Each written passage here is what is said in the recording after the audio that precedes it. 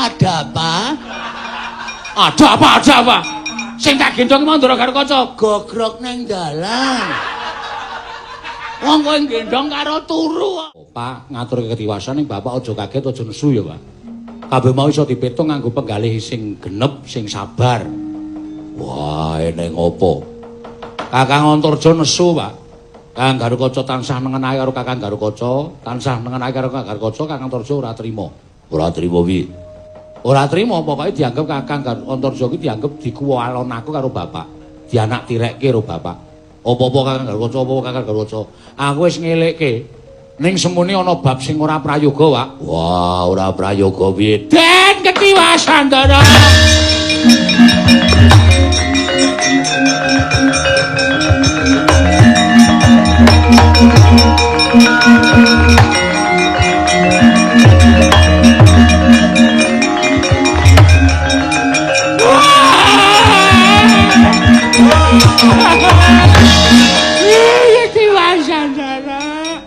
Ketiwasan.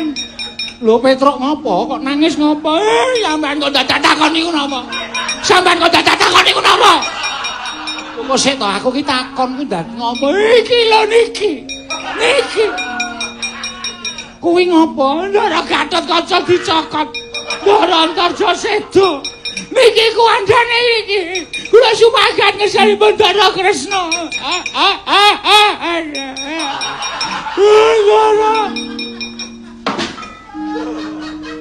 Kowe iki nek nyambut gawe ora rumerem. Lah pripun? Lah iki sapa sing tok gawa? Oh. Ada apa? Ada apa? Ada apa? Sing tak gendong Mandura Garukaca Gogrok neng dalan. wong kowe gendong karo turu kok. Tak jukoke. Gawa wong kok gogrok. Kowe mesti kulino nggawa wong tak tinggal. Ora ya, ora apa. Ora nggawa wong kok ora krasa. Wah, Gatot yo gene. Petro, Gatot yo gene. Tro, Gatot kena ngapa? Timbali bos besar. Wah, Gatot lho ngopo Petro?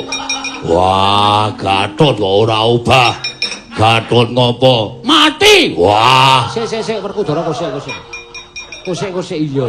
Ana aku rasa kuwatir ana aku.